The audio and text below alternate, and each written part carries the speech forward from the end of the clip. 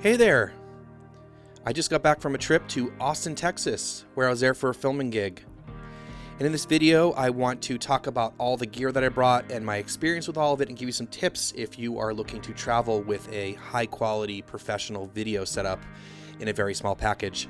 It's also a great opportunity for me to share some of my professional videography work that I do outside of YouTube, because if you follow along on the channel, you know a lot of the times I'm doing nerdy testing and reviews and comparisons and all that kind of stuff.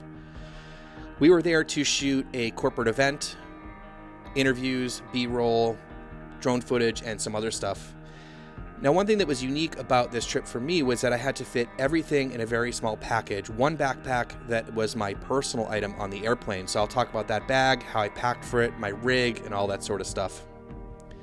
In terms of the camera, I brought the Canon R5C and the RF24-70. I haven't really used this camera much for professional work because I leaned on the FX3 pretty heavily in 2023, but it did a great job. Beautiful images. And for the drone, I brought my Mavic 3 Classic, which I used extensively in 2023. It is a great piece of kit, and it did not let me down. It was really cool to be able to take out the R5C with a few different rigging setups and test them out and look at the image quality and then share all that stuff with you here.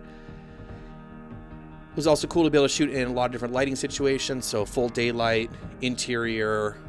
For interviews, we also did golden hour and some low light shooting, and was able to really test out the second base ISO of the R5C, and the camera just knocked it out of the park all the way around. So, I was really happy with that. So if you're interested in hearing more about my experience and some tips about traveling for a gig like this, stick around and we're going to get into it. So like I said in the intro of this video, I have a lot of stuff to share with you, so we're just gonna hang out and we're gonna go through it. So first of all, let's talk about the bag.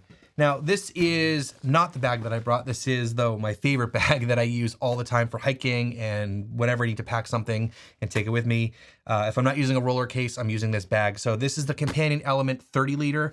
Compagnon is a really cool company, and they sent me this bag in late 2022, and I made a review about this bag, and I'll leave that down below.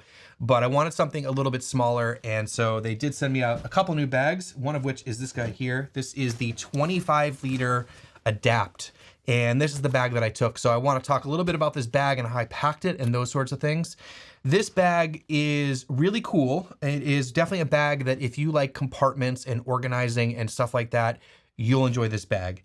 If you're looking for one bag that's just wide open, that you can sort of configure in any way that you want and hold the most amount of gear, this isn't necessarily that bag, but it worked really well for the situation, and I did want to take it with me and test it, but I also thought it was the right bag for this trip. So I said this is a 25 liter bag. I was able to use this as my personal item here in the United States on the airplane, and then I brought a roller suitcase for my clothes and stuff like that. Your mileage may vary depending on the airline and country and stuff you're flying in, but this fit very easily under the seat in front of me, and no one gave me any hard time with it. So I think 25 liters is probably the max you can get away with for like a personal item. So anyways, just want to mention that. In terms of the bag, I'll give you a quick overall about it. As I said, it is more of like an urban bag. It's not as much of a hiking bag. You do have really nice straps all around the bag to grab it and carry it on either side. You also have these guys here, which you can strap things on like tripods or whatever. You have little pockets on the side for water bottles. I wish they were a little bit bigger. It was kind of tough to get bottles in there, but you can. And then onto the back here, as I said, it's not really a hiking bag, but it was very comfortable. You also have a pass-through here for putting in, like, when you're going through the airport and stuff like that, but I did wind up just wearing it. And then you also have a sternum strap, which I really, really like to have on bags. It really helps control the bag and keep the weight in the right spot, and you can adjust it up and down. You also have hooks. It's a very versatile bag, and I want to show you around it just a little bit. So first of all, let me talk about some of the compartments. And the thing about this bag is there are a lot of compartments. Like I said, if you like organizing and compartmentalizing and keeping things all separate, this is a great bag for that.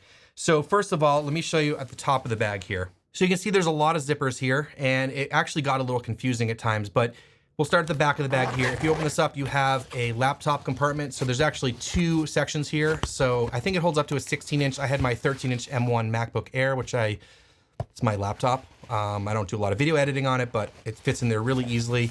And then also there's a second compartment here if you want to bring something else like a tablet or whatever, but no problem at all for the 13-incher. So let's open up the main compartment here. So that's this zipper here.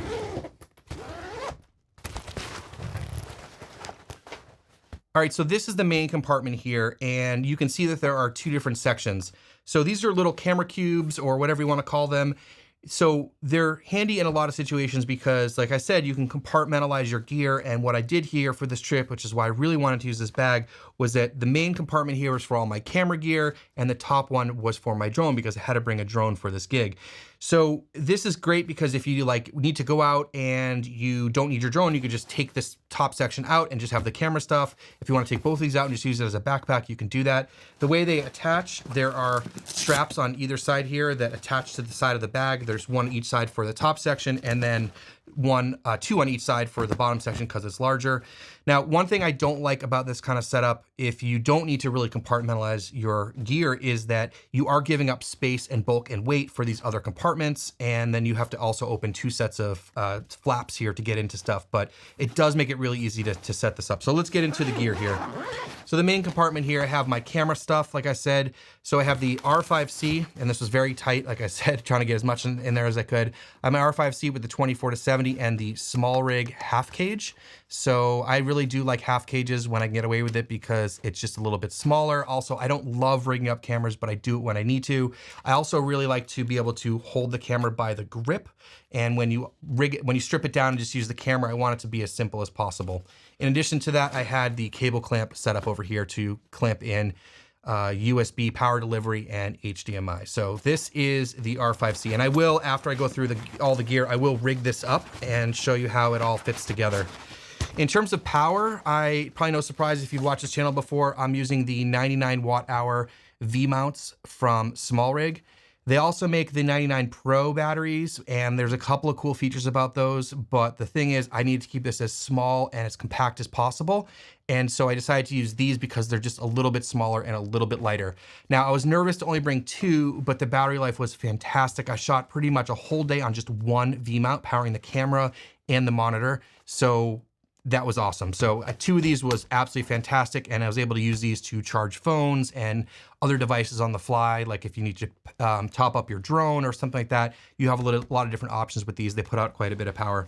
In this section here, of course, I have my little blower, and in here we have some rigging stuff. So I have my top handle and monitor bracket, and I will leave the links for all the gear that I mentioned in the description below if you do want to check out any of this stuff.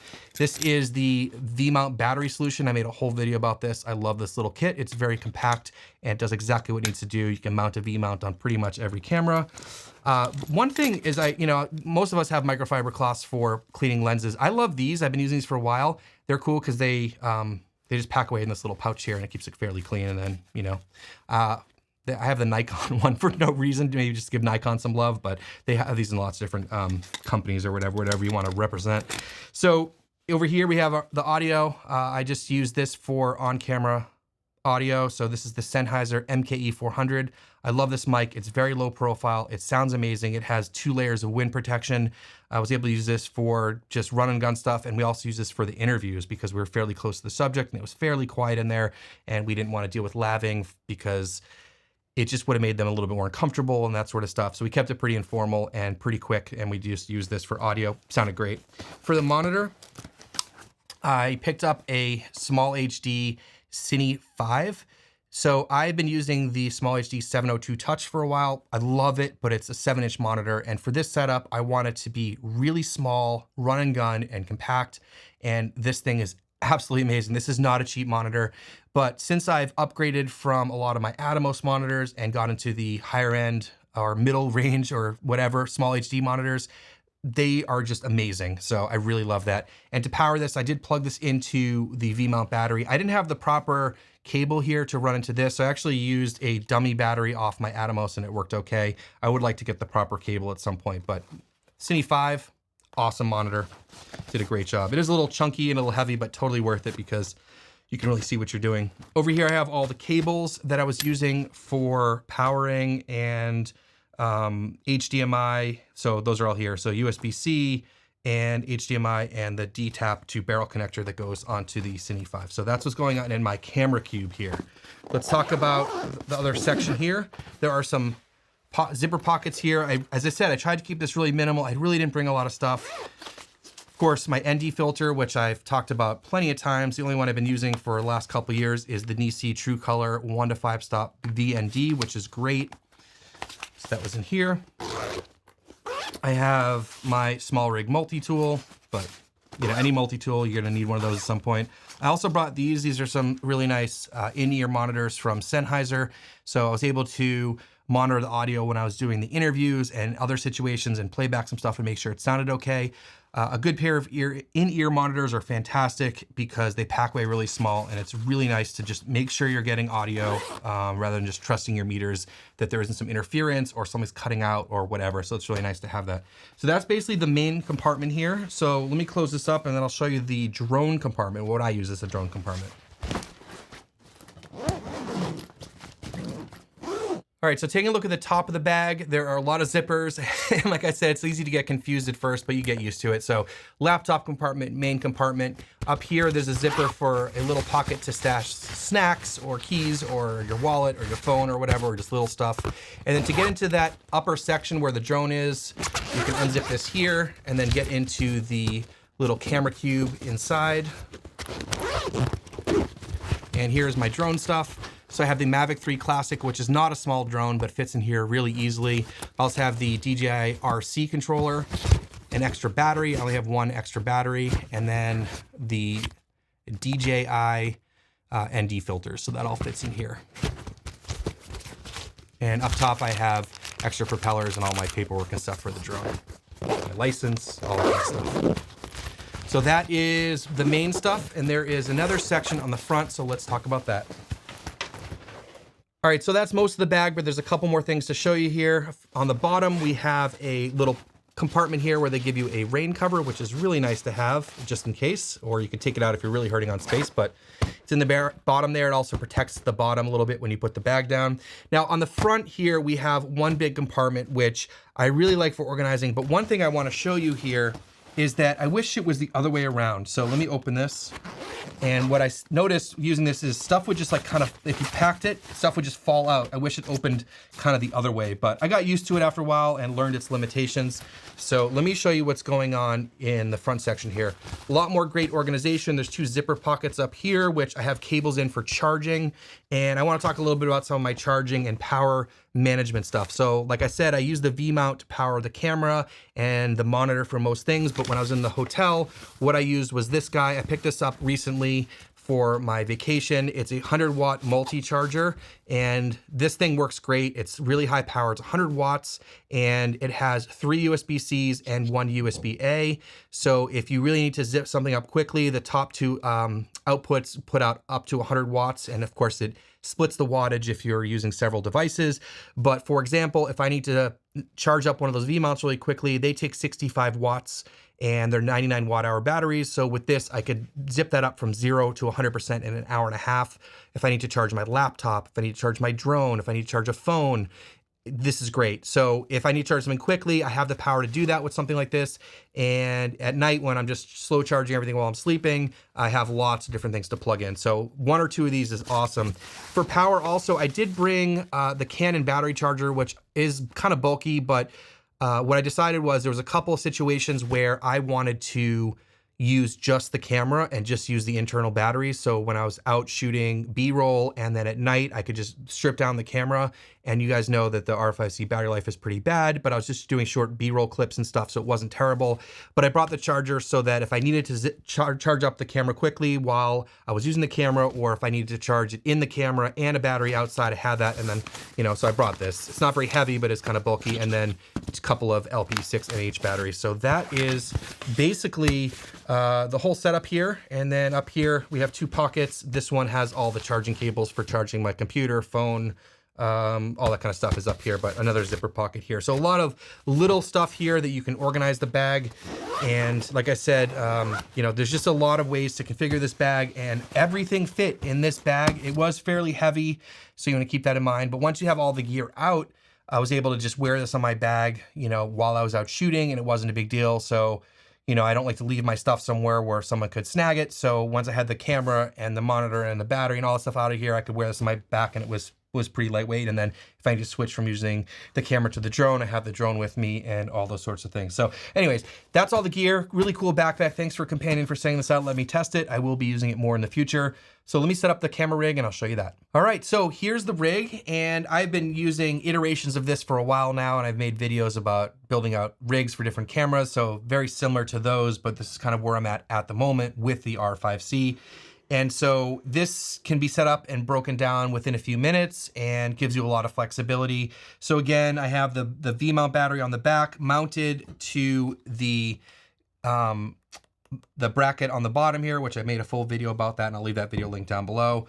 On the top here, I have I think it's the Black Mamba handle, and then I have a RE locating pin to 1/4-20 monitor mount here, which the small HD attaches to, and it's very, very sturdy. And often I don't want to deal with a top handle, but after I rigged this out and I was playing with it before I left, I decided I really did want to have the top handle for 2 reasons. One of which is gets fairly heavy, and holding it like this can get tiring. So when I wasn't shooting, I could just hold it by the top handle and rest my wrist and that sort of stuff. And just walking around with the camera, it was really easy, and picking it up and that sort of stuff. Also, what it allowed me to do was get the monitor up higher to clear the microphone, because I needed to have a microphone on there too. So I did enjoy having the top handle on there. So anyways, that's pretty much the rig. There are 3 cables. Like I said, the power from D-tap to the barrel connector on the small HD. I have over here, I have a USB-C to USB-C that goes in over here, and then the micro HDMI to HDMI cable that goes into the small HD. I do really recommend using cable clamps, because micro HDMI, as most of you know, can be a serious problem. So I'm using the small rig one that mounts into the cage here. One other thing I want to point out are these little connectors here. These are called sprigs. They just pop into a 1/4-20, and then you can manage cables and stuff. Probably not necessary so much with what's going on here. A lot of these cables are pretty short, but if you need to manage cables and stuff, it's really nice to use them. They're cheap and they can pop into any 1/4-20. So overall, this was the rig. It worked really well. I was generally just shooting like this, and I had the monitor right in front of me, and it was really easy to see, and just really no complaints. And then, like I said, when I was out shooting B-roll and stuff like that, I just took this all off, and I just put the EVF up to my eye, which gave me another point of contact, and it just looked like I was taking photos, especially on the street and stuff like that. So that's the rig. Worked really well. So I do want to talk about battery life, because it's one thing just doing like runtime tests with batteries, but also like going out and shooting. Like I said earlier, battery life was great. I got through pretty much an entire day with just one of these 99s. Of course, I was turning the camera off in between, you know, shoots and stuff like that, and the monitor. But if you had 2, like I brought, you know, you could always plug one in when you're using the other one. You find a spot to plug it in somewhere. If you really need to, have 3, but I think for most people, you get away with using 2 on a full day shoot, and that was also powering the monitor. I could have brought separate batteries for the monitor, but I wanted to keep it all one thing and not have to bring extra chargers and all that kind of stuff. In terms of stabilization, I didn't bring a tripod or a gimbal, so everything was handheld, and I was relying on the extra weight from the rig. And if you don't know about this, adding weight to your rig can be very handy to stabilize the footage and get rid of micro jitters. That's why you see a lot of cinema cameras don't even have in-body stabilization, because just the weight of it, and it gives you that sort of natural movement. Now, what I did was I paired the weight with the digital stabilization in the camera, not the enhanced version, but the low-level one, and then the stabilization in the RF 24-70, and it looked great. I was able to just sort of hold static shots, and I think they look pretty steady, and then I could add some stabilization in post, and it basically looked like I was on a tripod. So for a lot of the situations, that worked really well. Most of the stuff I shot in 24 frames per second because that was requested, but you know, I did shoot a couple of shots in 60 frames a second to get sort of a revealing shot, or something where you just want a little bit of movement. When you don't have a gimbal, you can kind of fake it with the stabilization methods I was just talking about, and then using 60 frames per second. Shooting out in low light went really well, and I got to shoot, as I said earlier, at the second base ISO of 3200, and even with an f2.8 lens, I was able to get some pretty clean shots. And then some of them I added a little bit of noise reduction in Final Cut, which is not the best noise reduction, so if you're using something better than that, like Neat Video or Resolve, you can get an even cleaner image. But I think shooting in lower light was great on this camera, and I really didn't have any complaints overall about the R5C, being able to shoot it in a lot of different situations. situations. Now, I did mention that there are probably some other options for stuff like this if you're in the Canon world. I did consider taking my friend's C70, but I really wanted to test out the R5C and see how it would do in a situation like this.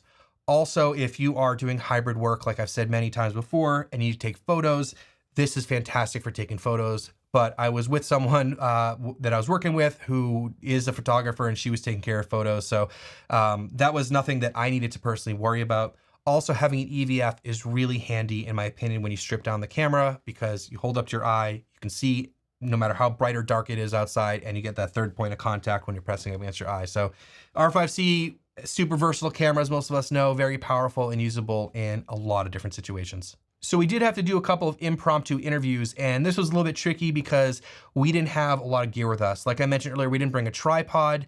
And so what I had to do there was just sit next to the interviewer, and I put actually my camera bag on my lap and then put the camera on top of the bag to try to get it to sort of the right height of the person.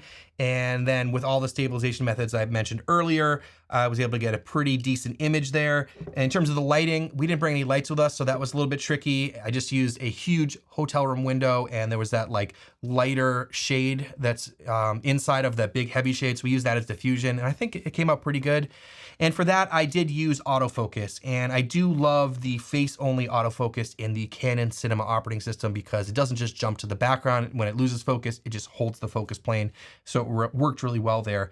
Now, in terms of autofocus for the rest of the stuff, in a lot of the situations, I was getting frustrated with the autofocus, so I just flipped it over to manual. Now, the reason for this is that I was shooting in golden hour with a lot of backlit subjects, and there was a lot of people in the shot, and so the camera was getting confused, and so it was just easier for me to flip over to manual focus and take control. I'm not scared of manual focus. I'm using it more and more often. I know a lot of people are critical about focus by wire lenses, but it works pretty well on these. I don't really have too much of an issue, and then having the monitor with focus peaking on, it worked well. So you always have to learn the limitations of your autofocus system and take over when it's not doing the right thing. I'd much rather take over and deal with manual focus than have the camera hunting or focus on the wrong subject and miss the opportunity, especially when you're doing run and gun work where you just have to make sure you capture the moment because it may not happen again. So I did use manual focus a lot for the run and gun stuff. Well, hopefully you enjoyed this little chat and discussion and me sharing the experiences I had with the R5C and all the rigging and all that kind of stuff. And hopefully this gave you some ideas if you're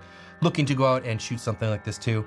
If you are looking for any of the gear that I mentioned in the video, I did say this earlier, but all the links will be listed down below. Thank you so much for watching, and we'll see you in the next one.